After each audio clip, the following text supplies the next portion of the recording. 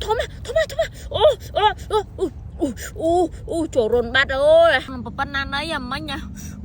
mấy nha thật ban tận tối giờ trời rồn bát ở đã tiệm một này thổ ma mấy nha ngày đi dục trai mà đây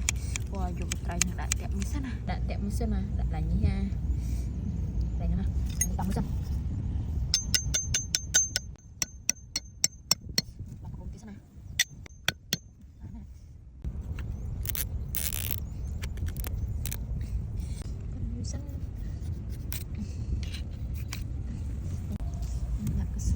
Misalnya,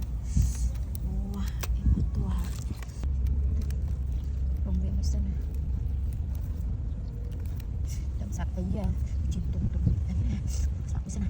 wah, đậm sạch misalnya, mana or, ini tak misalnya, kambing misalnya, nak kambing misalnya.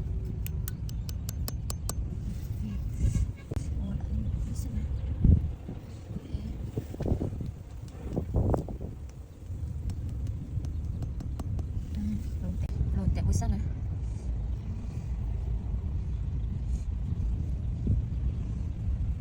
đây đang chua mà